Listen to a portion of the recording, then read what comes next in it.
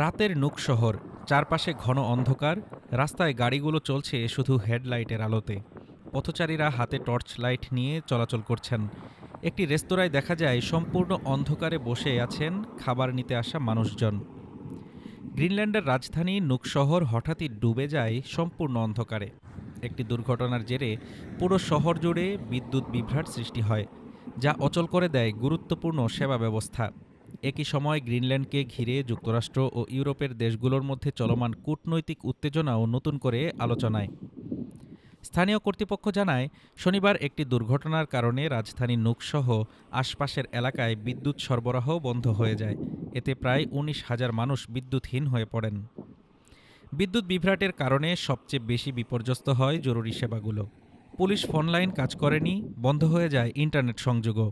ফলে সাধারণ মানুষের পাশাপাশি আইনশৃঙ্খলা রক্ষাকারী বাহিনীর কাজেও মারাত্মক ব্যাঘাত ঘটে। বিদ্যুৎ গ্রিডে একটি ত্রুটি দেখা দিয়েছে। জ্বালানি সংস্থা নকিসিরোফিট সমস্যা শনাক্ত করে দ্রুত সমাধান কাজ করছে।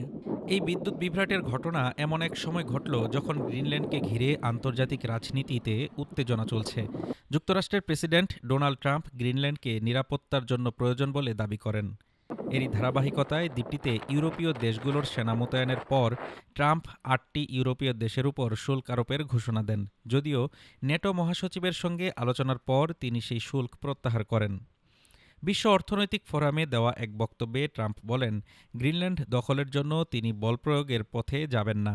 তবে ইউরোপের উদ্দেশ্যে হুঁশিয়ারি দিয়ে বলেন, আপনারা চাইলে হ্যাঁ বলতে পারেন, আর না বললে আমরা সেটা মনে রাখব। এদিকে বিদ্যুৎ পরিস্থিতি স্বাভাবিক করতে কাজ চলছে বলে জানিয়েছে কর্তৃপক্ষ।